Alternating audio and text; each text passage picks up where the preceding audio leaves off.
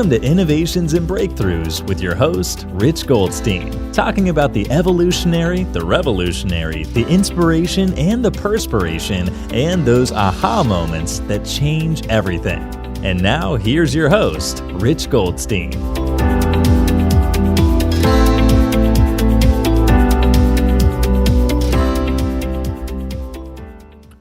Rich Goldstein here, host of the Innovations and Breakthroughs podcast, where I feature top leaders and the path they took to create change.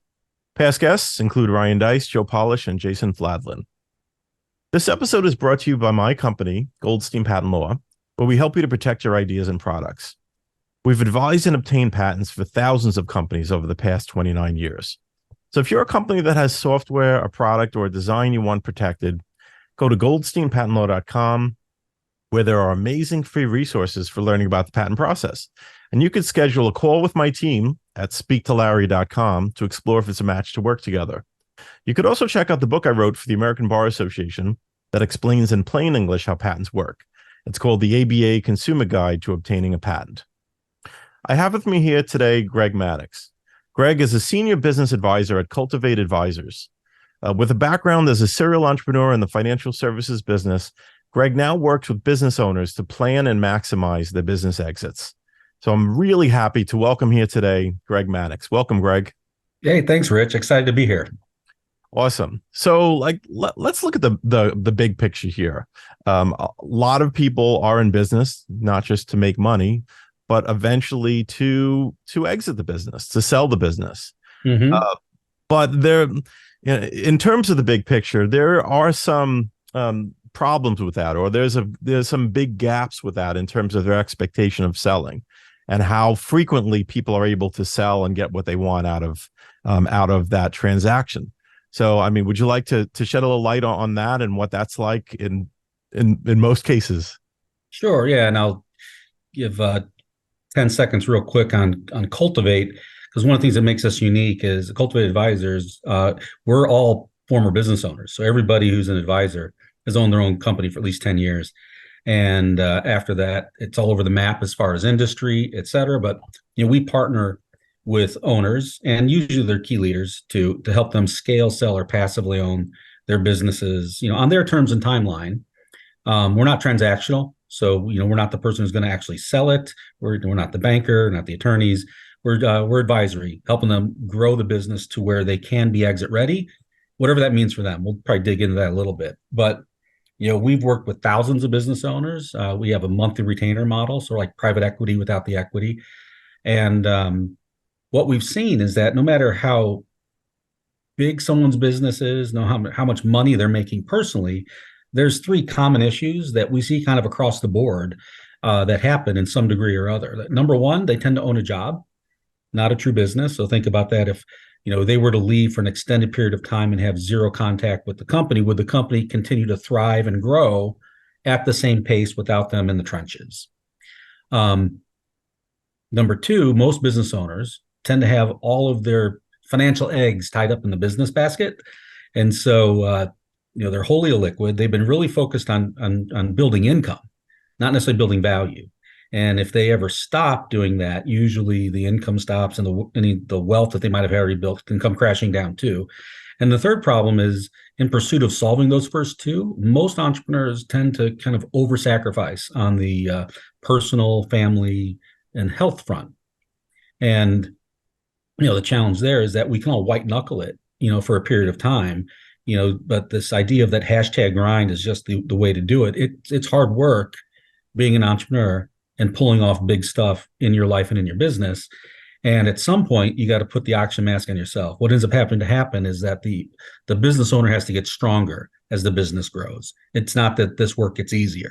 So stronger as a builder of people, process, and systems, turning their business into an asset. Because at the end of the day, no matter how somebody defines it, what the business owners that we work with, and I'd say most out there really want, is they want to turn their business to an asset that can run either without them or with as little of them as they want, right? That they only focus on the key bits that they're really excited about. And we call that business freedom. And that you're achieving some business freedom if you have, an abundance of time and money. You define what that means. How much time, how much money, separate from working in the business. And then exit planning is a team sport. there's many advisors that need to be involved, often years ahead of schedule. Most business owners don't necessarily get this coordinated correctly. But if I can use some of that time and money and create multiple income streams or liquid assets separate from my core operating business, so I can start building and obtaining financial freedom as I'm owning and growing the company, and then also having a life and enjoying the fruits of my labor within reason. Like I said, everybody cultivate. I've owned a couple businesses in the past. We know what it's like when you balance doesn't mean equal. It's more like harmony. Sometimes you got to lean in to different areas of your life and your business, and put in the time and the effort. So we get that, but we can't ignore these other areas that are important, because the stats just tell us what the issues are. 50% of business owners are not going to exit on their terms and timeline. People in the financial services world and the estate planning world refer to this as the 5Ds. I call it just life, but it's death, disability, divorce, disagreement with partners, and the last one you could call either distress or disruption. So think of COVID coming in and totally affecting your business. Think of technology changes that totally impact what used to be super successful for you. So like Uber comes in and kills your taxi cab company, as an example. And so these are things that you don't necessarily have control over, but are going to impact. And we're all going to leave at some point. And another kind of sad stat is that 75, Price Waterhouse Coopers, 75% of business owners who do successfully exit, or at least are able to have an exit, profoundly regret it a year later. Why is that? This could be lots of reasons.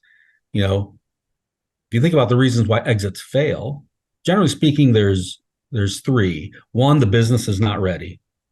Two, the owner's not ready mentally. Or three, the owner's not ready financially. And so if any one of those is, out of whack a little bit, then maybe I'm not happy with it. So it could be I didn't get as much money as I was hoping for, but life was telling me I have to do something different now. And so I take what I get. I'm not that happy later. Or it could also be that I just don't know what to do next.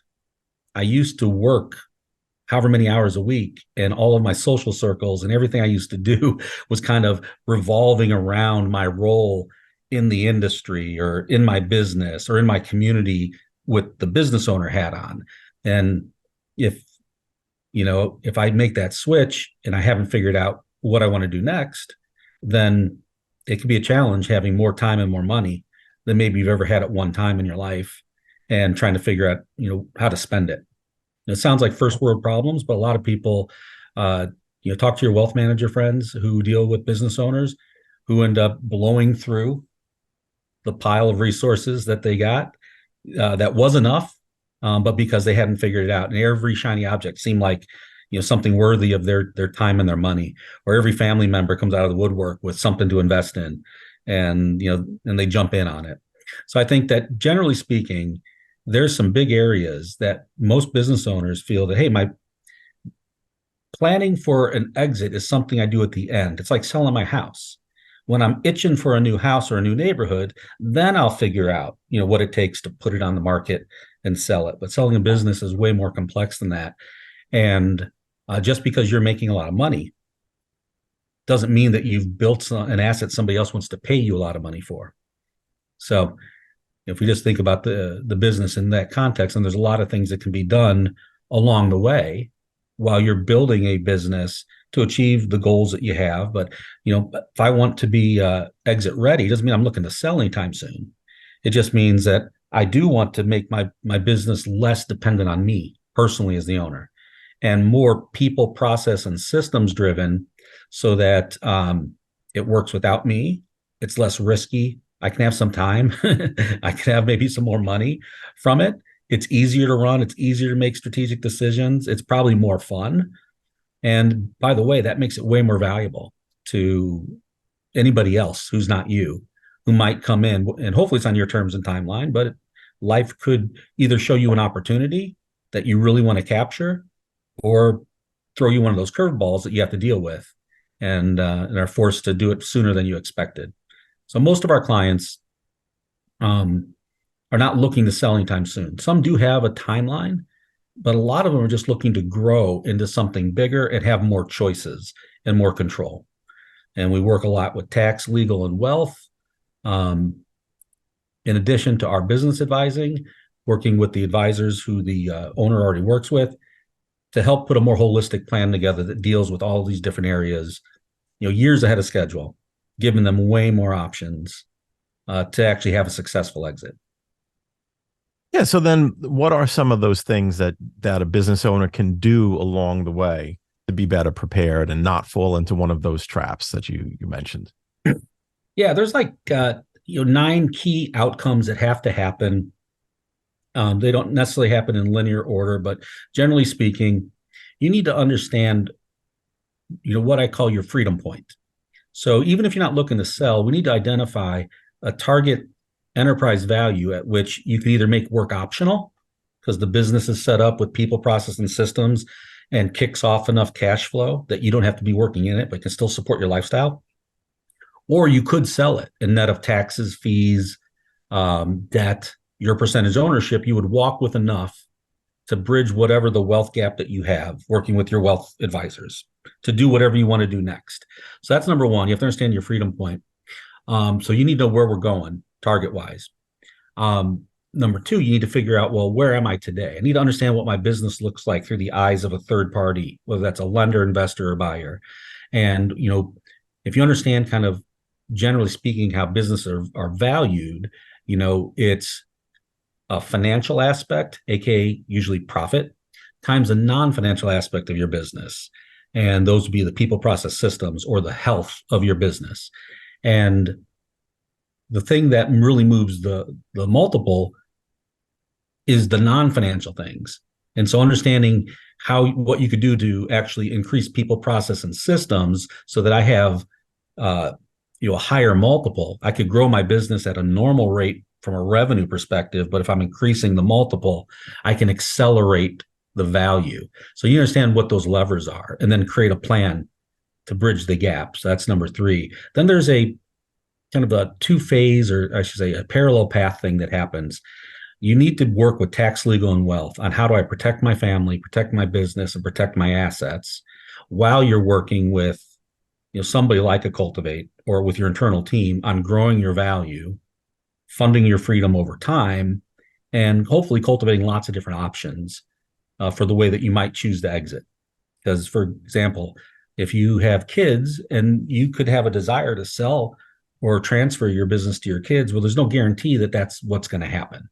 So setting yourself up for multiple options is critical. So again, those 9, understand your freedom point, the target sales price or enterprise value that we're going for, where work could be optional. Where are you today in the business is number 2. Putting together a 3 to 5 year plan to bridge that value gap. That's 3. And then the parallel path, tax, legal, and wealth, is protecting your family, protect your business, protect your assets. And then on the business advisory front, it's growing the value of your business by getting you extracted from being kind of the center of all activity, coordinating with the tax, legal, and wealth team to fund whatever system that they built, because the business is the goose that's laying the golden eggs.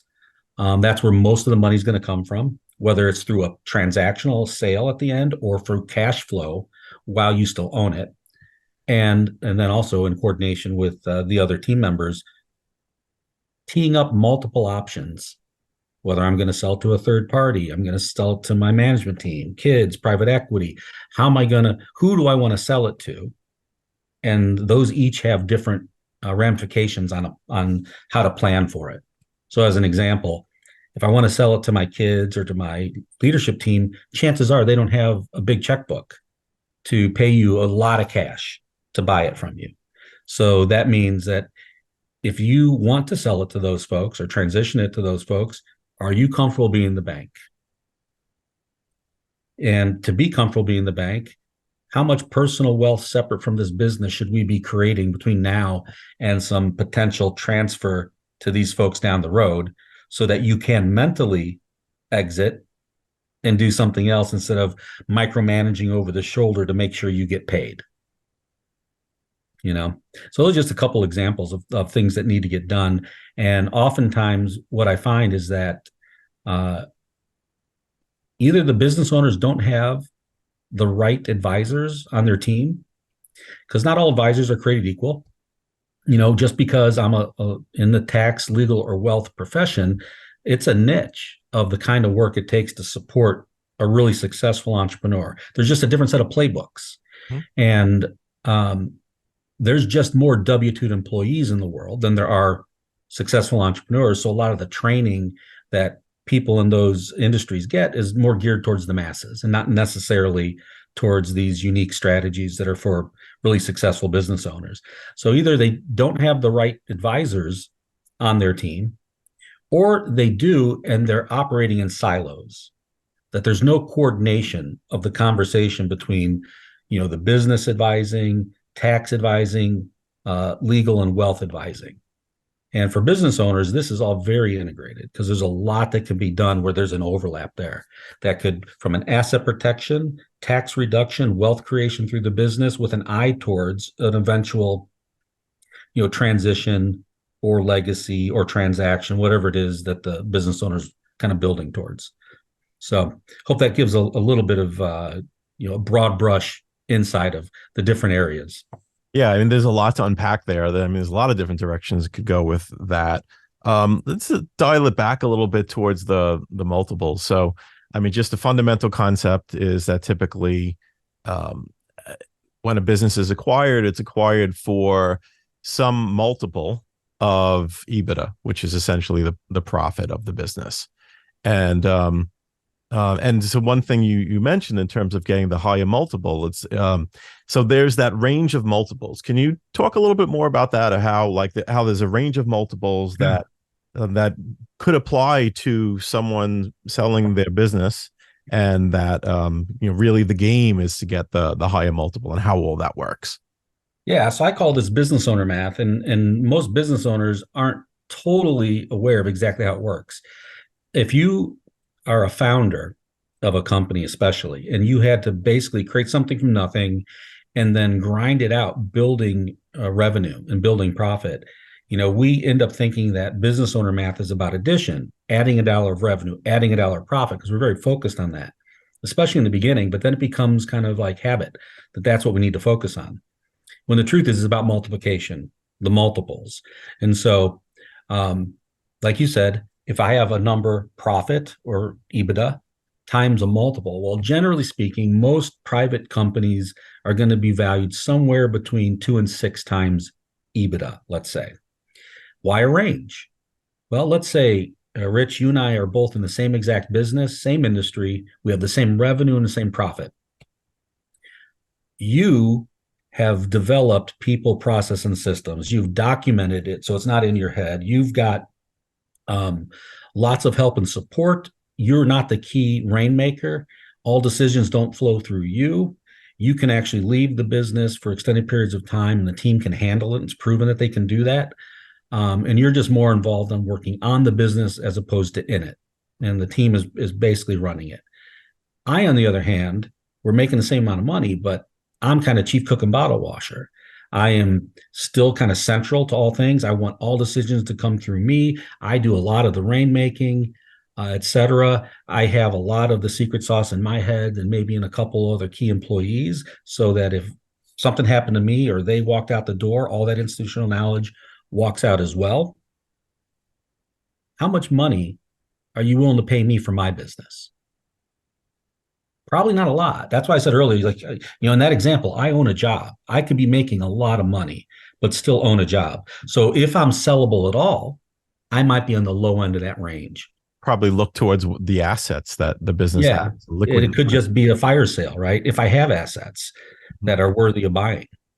Think about a service business. What assets do you have? A customer list, maybe? I don't know. You, on the other hand, because you've turned it more into not the rich show, but people, process, systems, team oriented, documentation, process driven, you might be towards the high end of that. So just to make up a number, let's say we both have $2 million in profit. And I might not be sellable at all, but I might get 1 or 2 times that. And you, the same 2 million, can get 5 or 6 times that. So I might be worth a couple million and you could be worth 12. Same business, same industry, same profit. So I was focused on income, but I landed the same place you did. You were focused on value because the only way that you solve the value equation is by working on the non-financial aspects. How do I get the people, process, and systems in my business to handle the work and not me personally? And that's the key. And then revenue and profit will come along for the ride in that example. And so I just find that most business owners either don't pay attention to that or they underestimate all the different areas in their business that a process or a system could apply. And it's not just writing up checklists, and having them on a Google Drive. So it seems then that this is where your process starts when you're working with clients, is to figure out where they sit on this spectrum of possible values by doing a business value and health assessment, correct? Yeah, absolutely. So, those first 3 steps that we talked about, we do all of that, at a no cost, no obligation, pre-engagement, where we could help understand, like, what does the business look like to a third party? Where do they sit? Where's the health of the kind of inner workings, the non-financial areas of their business that affect the multiples? See where they sit kind of on the range of multiples based on closed deal transactions, through our tech stack and attachment to those closed deal databases. And then also understanding where we need to go, like what's our target here. Usually, that freedom point value isn't necessarily, designed that I'm going to sell at that point in time. But at least having those 2 goalposts, we know where we're at and where we're going to go. Then we can reverse engineer a plan and put together a 3 to 5 year roadmap that addresses the different areas inside the business of the kind of work that needs to get done to not just grow revenue and profit, but to actually do the work that will help create an increase in the multiples. And because most business owners and their teams are already busy and they're not necessarily great at building out the content for those tools and systems, the quote unquote documentation required, we've just made that a service that we can bundle in. So we can actually build the documentation, the tools, the resources, the training, the onboarding, all of that stuff. And we figured out how to do that very quickly with limited disruption to the team. They can just give us the raw ingredients, if you will, and then our team can bake the cake. So it allows us to go from zero, not having anything really documented or organized, to a very strong working model inside of 60, 90 days. Overall, though, to really bake that out, that takes probably 12 months of focused effort to really kind of dial in your people, process, and systems. But that's the kind of work that we do. We help our clients and their leadership teams not just figure out what are those different steps and the kind of work that needs to get done around financial, sales, marketing, leadership, recruiting, productivity, but then also working with them and their team to execute against that. Hold a little bit of attention to getting results in a timely manner, bringing to bear. We have frameworks and things that we could use if they don't have anything in that space, or we could work with what they got. At the end of the day, it's very tailored to that business owner. Every business is kind of unique, and so the way that you might set it up inside of your law firm, Rich, is probably not the same way another company would set up those systems. So it's really a collaboration and doing it in a way that, in a very focused effort, we could do it in a short period of time.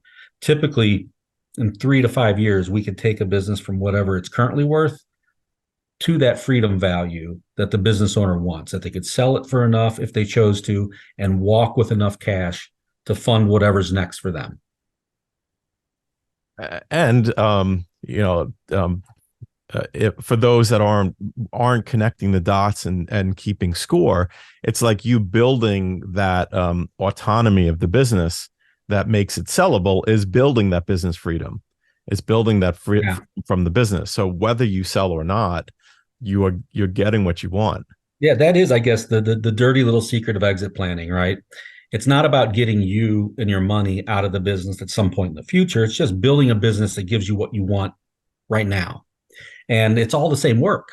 Like if you want to have somebody write you a big fat check at some point in the future, the only way to make that happen is do all the same work that just makes it a better business today.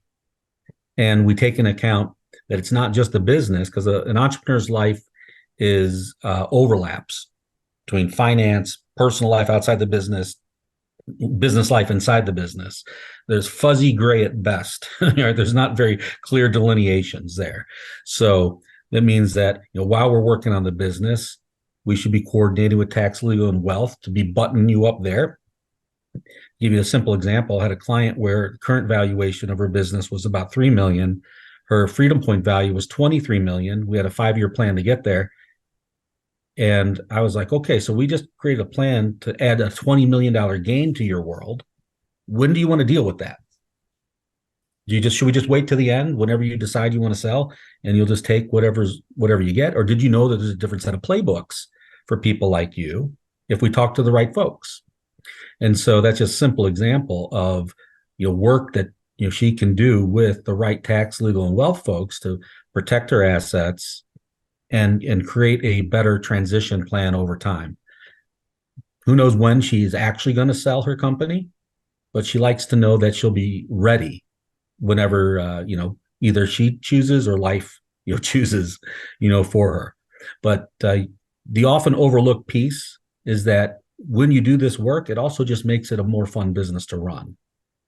You're not just constantly putting out fires. You can elevate yourself to the CEO/chairperson role and have a leadership team doing more of the heavy lifting. Even that leadership team could be 2 people. I have clients where this is the case, where they work about 15 hours a month. They're not in the office. They're just zooming in for key leadership stuff. And they're making plenty of money. The business is definitely sellable. But in this particular example, neither of the 2 leaders want to buy it because he doesn't want to be the bank. So they're going to have to go and sign on the dotted line someplace for a multi-million-dollar loan. That's a tough place to start your entrepreneurial journey, right? You go from manager and then tell your spouse, I'm 50% of this multi-million-dollar, and our house is on hock. Are you cool with that? Right. And his daughter had expressed interest, but she really, I think, was interested in the lifestyle that he had created. She's a successful professional in a different realm, nothing to do with his business. And he wasn't going to be the bank for her either. And so I'm like, well, has she realized what she has to do if she really wants to take this business over from you? She has to quit her high-paying job, move back across country back home, take a lower-paying job working for you and learning this business from the ground up over 3 years to be in a position to be able to take it over. And oh yeah, she's going to have to figure out how to go get some cash to make it happen. Now these were issues that were, he was, even though he was years ahead of it, he was squarely thinking about how he wanted to transition. And the fact that he was thinking about it years ahead of schedule gave him the breathing room to deal with it without a rush, because, he's got, well, one, it's his daughter, but for the leaders, he's got 15, 20-year relationships with these folks. And you want to be able to handle these conversations in a way that serves you what you want as the owner, but also, is in a way that you feel is good for the relationships with the people you're having it with.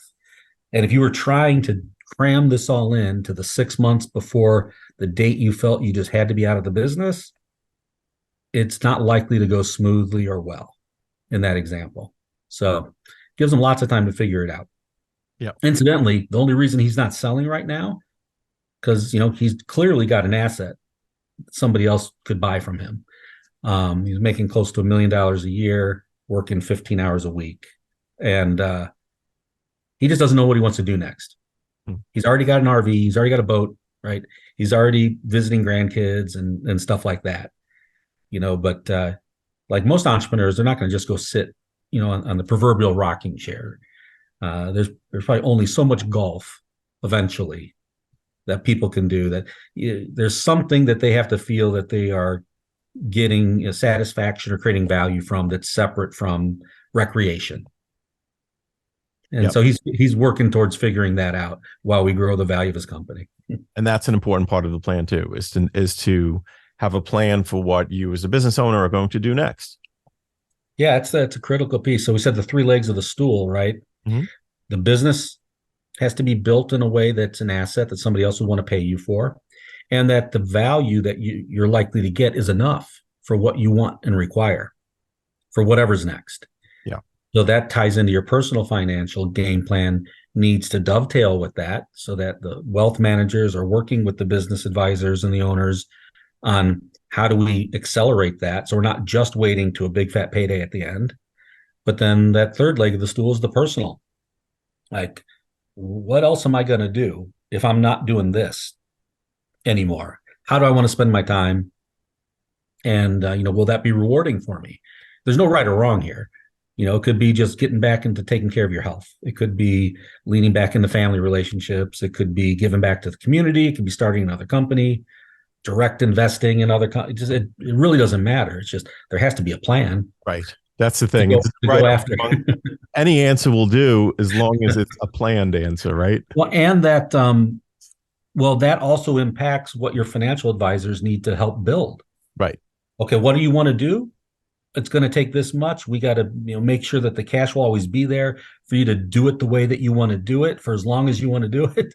The sooner we start, the sooner we start having these conversations with the team, the better things get for the business owner. That's where that coordination that you talked about before comes in, is like having these different types of professionals all working together toward that goal, toward that plan.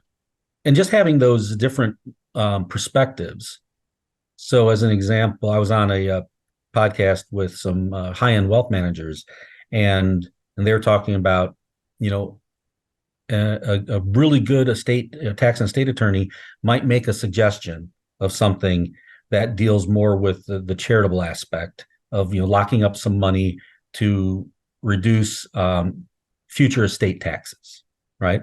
There's lots of different ways of doing that, and that's all well and good.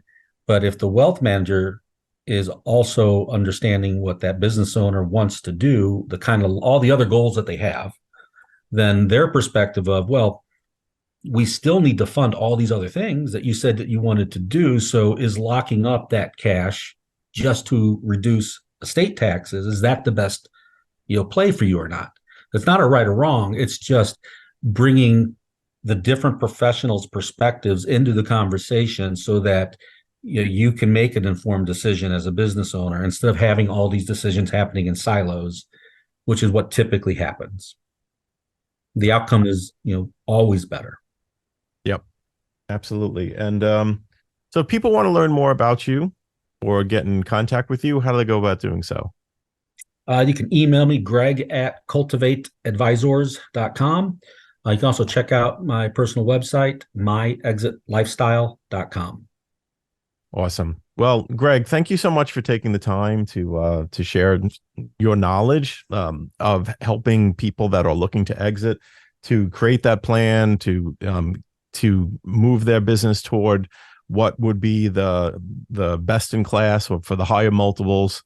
And really appreciate you being on the show. Yeah, I'm excited. I really appreciate having a chance to come up and talk about this stuff. I think as advisors, we've over the years have made it exit planning all about the transaction. And so a lot of what we need to do in the advisor community is to help educate business owners that it's just good planning that will make running your business now better, your tax, legal, wealth situation better, and your business more valuable later. And so the more we can get owners to kind of plug into the fact that it's not a later thing, it's just doing really good stuff now that gives you lots of options. I think that's the best that we could hope for, is to get more people starting sooner. Awesome. Thanks again. Thanks, Rick. Thanks for listening to Innovations and Breakthroughs with your host, Rich Goldstein. Be sure to click subscribe, check us out on the web at innovationsandbreakthroughs.com, and we'll see you next time.